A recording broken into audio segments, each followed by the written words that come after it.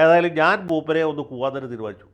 അതുകൊണ്ട് ഇതിൻ്റെ പേരിൽ എന്തെങ്കിലും കേസെടുക്കാൻ പോലീസ് ഉദ്ദേശമുണ്ടെങ്കിൽ ധൈര്യമായിട്ട് കേസെടുക്കാം. പിണറായി വിജയോ കൂ കൂ കൂ കൂ ധൈര്യമുണ്ടെങ്കിൽ ചുണയുണ്ടെങ്കിൽ ഏത് പോലീസുകാരനും എപ്പോൾ വേണമെങ്കിലും കേസെടുക്കാം. കുക്കു കുക്കു കുയിലേ എൻ്റെ കൈ നോക്കുമോ. എന്താണ് പാട്ടൊക്കെ ആയിട്ട്? ഈ കുയിലിനെ അറസ്റ്റ് ചെയ്യുമെന്നാണ് ഇപ്പം എൻ്റെ പേടി. കാരണം കുയില് കൂവുമല്ലോ, അപ്പോൾ ഇങ്ങനെ കൂവുന്ന കുയിലിനെ ഇനി പോലീസ് ഓടിച്ചിട്ട് പോലീസുകാരുടെ അവസ്ഥ ആലോചിക്കുമ്പോഴാണ് എനിക്കിങ്ങനെ ഈ കുയിൽ പോകുന്നിടത്തൊക്കെ കൂവുന്നുണ്ടോ നോക്കി ഇനി കുയിലിനെയും പിടിച്ച് അകത്തിടുവോ? കുയിലിപ്പോൾ അകത്താണല്ലോ ഉള്ളത്.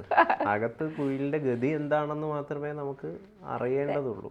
വല്ലാത്ത അവസ്ഥയായിരിക്കും കുയിലിന്. കാരണം കൂവിയത് ആരോടാണ്? അഖില കേരള ചക്രവർത്തിയായിട്ടുള്ള മഹാരാജ തമ്പുരാൻ്റെ നേർക്കാണ് കൂവലുണ്ടായത്. അപ്പം അതിൻ്റേതായ രീതിയിലുള്ള ഒരു പ്രതികരണം കുയിലിന് പോലീസിൻ്റെ ഭാഗത്ത് നിന്ന് ലഭിക്കാനുള്ള സാധ്യത വളരെ ഏറെയാണ്. കാരണം നമുക്കറിയാമല്ലോ പോലീസ് ആർക്ക് വേണ്ടിയിട്ടാണ് പാദസേവ ചെയ്യുന്നത്. അല്ല, അതിൽ വേറൊരു കാര്യം, മൈക്കിനെ വരെ കേസെടുത്ത് പിടിച്ചുകൊണ്ട് പോയ ഒരു നാട്ടിലാണ് നമ്മളൊക്കെ ജീവിക്കുന്നത്. അതായത് തമ്പുരാൻ എഴുന്നള്ളുമ്പോൾ പിന്നെ വോട്ടിട്ട് ജയിപ്പിച്ച ജനങ്ങൾ പോലും അടിമയാണ് തമ്പുരാന് മുന്നിൽ. തമ്പുരാൻ എഴുന്നള്ളുമ്പോൾ ആ ചുറ്റും ഒരു അംഗരക്ഷകരല്ലാതെ മറ്റാരും കാണാൻ പാടില്ല. തമ്പുരാൻ ഇപ്പോഴും പഴയ രാജഭരണത്തിൽ നിന്ന് ഇങ്ങോട്ട് വന്നിട്ടില്ല എന്നുള്ളതാണ്. ഇതെല്ലാ തമ്പുരാന്മാരുടെയും ഒരു മാനസിക നിലയാണ് യഥാർത്ഥത്തിൽ തീർച്ചയായിട്ടും ഇവിടുത്തെ കേരള തമ്പുരാനും പ്രകടിപ്പിച്ചത്. അതായത് ഇപ്പം നമുക്ക് അദ്ദേഹത്തെ മാത്രമായിട്ട് ഇതിൽ കുറ്റപ്പെടുത്താൻ വേണ്ടിയിട്ട് സാധിക്കില്ല എന്നുള്ളത് ഒരു വസ്തുത തന്നെയാണ്. സകല തമ്പുരാന്മാർക്കും യഥാർത്ഥത്തിൽ ഇത്തരം ഒരു മാനസിക നിലയായിരിക്കും ഉണ്ടാവുക. കാരണം അവർക്ക് നേരെ ഏതെങ്കിലും രീതിയിലുള്ള പ്രതിഷേധങ്ങളോ അത് കൂവലിൻ്റെ ശബ്ദത്തിലോ അല്ലെങ്കിൽ കൊടിയുടെ നിറത്തിലോ കറുത്ത കൊടിയുടെ നിറത്തിലോ പ്രതിഷേധങ്ങളൊക്കെ വരികയാണെങ്കിൽ ഉടനെ തന്നെ സുരക്ഷാ സന്നാഹം തന്നെ കൂടെ വന്നിട്ട് ഈ തമ്പുരാക്കന്മാർക്ക് സംരക്ഷണം ഒരുക്കുന്ന ചില പ്രത്യേക സുരക്ഷാ സന്നാഹമുണ്ട്. അവർ തന്നെ വന്ന് അടിച്ചൊതുക്കുന്ന ഒരുപാട് കാഴ്ചകൾ നേരത്തെയും നമ്മൾ നവകേരള നിർമ്മിതിയുടെ ഭാഗമായിട്ട് നടത്തിയ യാത്രയിലൊക്കെ തമ്പുരാന്റെ അനുയായികളുടെ ഭാഗത്തു നിന്ന് ഉണ്ടായത് കണ്ടതാണ്. അത് തമ്പുരാൻ പറഞ്ഞത് രക്ഷിക്കാൻ വേണ്ടിയിട്ടാണ്. സ്വയം ജീവൻ രക്ഷിക്കാൻ മറ്റവന്റെ തല അടിച്ച് തകർത്താലും ജീവൻ രക്ഷിക്കണം. എന്ത് തമ്പുരാൻ പറയുന്നതെന്ന് നമുക്കറിയില്ല. പൊന്നു തമ്പുരാന് കോപം വന്നാൽ പിന്നെ കേരളം തന്നെ ഉണ്ടാവില്ല എന്നുള്ളതാണ് ഒരു കാര്യം. അതുകൊണ്ട് പൊന്നു തമ്പുരാന് കോപം വരാതിരിക്കാനുള്ള നീക്കങ്ങളാണ്. അതായത് പൊന്നു തമ്പുരാൻ പോകുമ്പോൾ സിഗ്നൽ ലൈറ്റൊക്കെ ഓഫ് ചെയ്ത് കുറേ അംഗരക്ഷകരും പിന്നെ 42-50 വാഹനങ്ങളും ഒക്കെ ആയിട്ടാണ് തമ്പുരാൻ വെളിയിലിറങ്ങി നടക്കുന്നത്. അപ്പോൾ തമ്പുരാനെ കൂവാൻ പാടില്ല, മൈക്ക് ശബ്ദം ഉണ്ടാക്കാൻ പാടില്ല. മൈക്ക് ഓപ്പറേറ്റർ തമ്പുരാൻ വരണമെന്ന് കേൾക്കുമ്പോഴേ ഇപ്പോൾ മൈക്ക് ഓപ്പറേറ്റർമാരൊന്നും വരാറില്ല എന്നാണ് പറയുന്നത്, തമ്പുരാനാണ് എഴുന്നള്ളുന്നതെങ്കിൽ. എനിക്ക് തോന്നുന്നു പണ്ടൊക്കെ നമ്മൾ ഈ സ്കൂളിലൊക്കെ പഠിക്കുമ്പോൾ ഞാനൊക്കെ പ്രസംഗ മത്സരത്തിലൊക്കെ പങ്കെടുക്കുന്ന ഒരാളായിരുന്നു.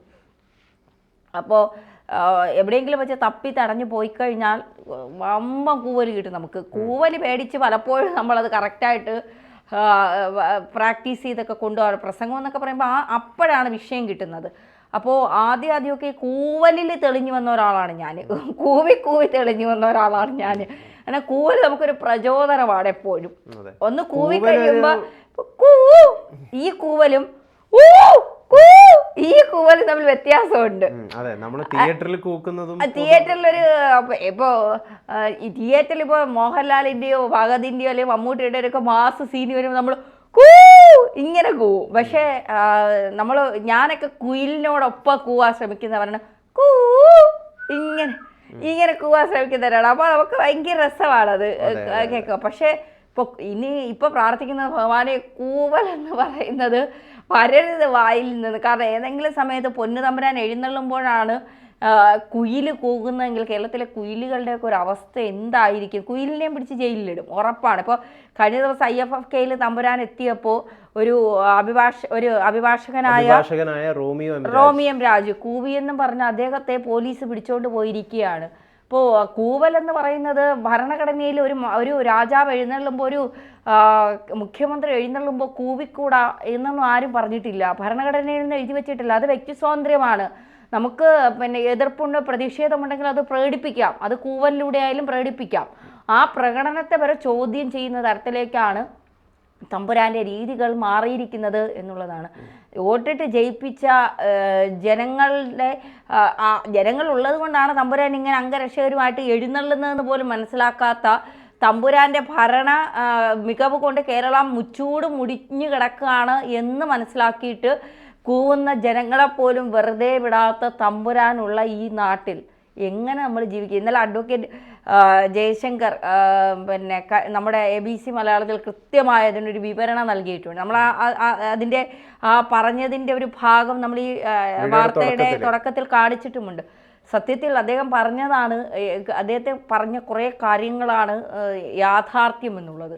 കാരണം ഇപ്പോൾ വച്ചൊരു വാക്ക് പറയാം, കൂതറ എന്ന് പറയാൻ പോലും പേടിയാണ്. തമ്പുരാൻ പോകുന്ന വഴിക്ക് കൂതറ എന്ന് വല്ലതും പറഞ്ഞ, അതൊരു സിനിമയാണ് മോഹൻലാലിന്റെ, വല്ലതും പറഞ്ഞ കേസെടുത്താലോ? കാരണം തമ്പുരാനെതിരെ മിണ്ടി അപ്പ കേസെടുക്കും. ഈ മോഹൻലാലിന്റെ കമലദളം എന്ന് പറയുന്ന ഒരു സിനിമയിൽ തന്നെ ഒരു രംഗമുണ്ട്. അദ്ദേഹം ഈ പാർവതിയില്ല മോനിഷ ഡാൻസ് കളിക്കുമ്പോൾ ഡാൻസ് കളിക്കുമ്പോൾ മോഹൻലാൽ പുറകിൽ നിന്ന് കൂക്കിയിട്ട് ആ ഒരു ഗൗതമിന് കൂവാൻ പേടിയുണ്ടോ? എനിക്ക് കൂവാൻ പേടിയില്ല, ഞാൻ ഒരുപാട് കൂവിയിട്ടുമുണ്ട്, കൂവലുകൾ കേട്ടിട്ടുമുണ്ട്. അതെ, ആദ്യം ധന്യ പറഞ്ഞതുപോലെ കൂവി തെളിയുക തന്നെ ചെയ്തിട്ടുണ്ട്. IFFK വേദിയിൽ ഏതാണ്ട് കഴിഞ്ഞ വർഷമാണെന്ന് തോന്നുന്നു, രഞ്ജിത്ത്, മുൻ ചലച്ചിത്ര അക്കാദമി ചെയർമാനായിട്ടുള്ള രഞ്ജിത്തിന് നേരെയും ഇത്തരം കൂവലുകൾ പ്രേക്ഷകരുടെ ഭാഗത്ത് നിന്ന് ഇതേ നിശാഗന്ധി തിയേറ്ററിൽ ഒത്തുകൂടിയ പ്രേക്ഷകരുടെ ഭാഗത്ത് നിന്നുണ്ടായിരുന്നു. അപ്പോഴും അദ്ദേഹത്തിൻ്റെ ഒരു പ്രതികരണം എന്ന് പറയുന്നത് കൂവി തെളിയുക തന്നെ വേണം എന്നതായിരുന്നു. അതൊരു നല്ല പ്രതികരണം തന്നെയായിരുന്നു യഥാർത്ഥത്തിൽ. അതായത് പ്രതിഷേധങ്ങൾ അല്ലെങ്കിൽ ആളുകളുടെ വിമർശനങ്ങൾ എന്ന് പറയുന്നത് പല രീതിയിലാണ് പ്രകടിപ്പിക്കുക. അതൊരു നാടകത്തിൻ്റെ രൂപത്തിലോ അല്ലെങ്കിൽ ഒരു സിനിമയുടെ രൂപത്തിലോ കവിതയായിട്ടോ കഥയായിട്ടോ ഒക്കെ പുറത്തു വരാം. ചില സമയങ്ങളിൽ അത് കൂവലായിട്ടും വരാം. എളുപ്പത്തിൽ ചെയ്യാൻ പറ്റുന്ന ഒരാളുടെ പ്രതിഷേധം വളരെ എളുപ്പത്തിൽ അല്ലെങ്കിൽ അയാളുടെ ഒരു എതിർപ്പ് പെട്ടെന്ന് കാണിക്കാൻ പറ്റുന്ന ഒരു ശബ്ദരൂപമാണ് അല്ലെങ്കിൽ ഒരു പ്രകടന രൂപമാണ് ഈ കൂവൽ എന്ന് പറയുന്നത്. ആ കൂവലിനെ വരെ ഭയക്കുന്ന, അതും വലിയൊരു ആൾക്കൂട്ട കൂവലൊന്നുമല്ല. മുഖ്യമന്ത്രിക്ക് നേരെ മിനിഞ്ഞാന്ന് IFFK വേദിയിൽ വൈകുന്നേരം ഉദ്ഘാടനത്തിനായി എത്തിയപ്പോൾ സംഭവിച്ചത് ഒരൊറ്റയാൾ കൂവലാണ്. ഒരൊറ്റ കൂവലിനെ ഭയക്കുന്ന രാജാവ് 1000 കൂവലുകൾ എങ്ങനെ താങ്ങും? ഒറ്റയാൾ കൂവലുകളെ, മുഖ്യമന്ത്രിക്ക് നേരെയുള്ള കൂവലുകളെ ഇവർ വല്ലാതെ ഭയക്കുന്നുണ്ട്. പക്ഷേ ഒരാൾ ഒറ്റയാനായി വന്ന് ഒരു ചുവന്ന കൊടിയുമായി നിൽക്കുകയാണെങ്കിൽ അതിനെ കൈയടിച്ച് പാസ്സാക്കുകയും അദ്ദേഹത്തെ വീരപട്ടം നൽകി ആദരിക്കുകയും സമൂഹ മാധ്യമങ്ങളിലൊക്കെ ധീരസഖാവ് എന്നൊക്കെ വിളിച്ച് അഭിനന്ദന പ്രവാഹങ്ങളൊക്കെ ഉണ്ടായിട്ടുണ്ട് നേരത്തെ. പക്ഷേ ഈ ഒറ്റയാൾ കൂവലുകാരന് ഒരു കയ്യടികളോ അല്ലെങ്കിൽ ഒരു അഭിനന്ദന പ്രവാഹമോ ഒന്നും സഖാക്കന്മാരുടെ ഭാഗത്ത് നിന്ന് ഉണ്ടാകുന്നില്ല എന്ന് പറയുന്നത് വളരെ നിരാശാജനകമായിട്ടുള്ള ഒരു കാര്യമാണ്. ഇദ്ദേഹം ഒരു അഭിഭാഷകൻ കൂടിയാണ്. ആ അഭിഭാഷകനായിട്ടുള്ള ഒരു വ്യക്തിയാണ് മുഖ്യമന്ത്രി വരുന്ന ഒരു വേദിയിൽ നിന്ന് കൂവിയത്. അയാൾക്ക് കൈയടിക്കണ്ടേ?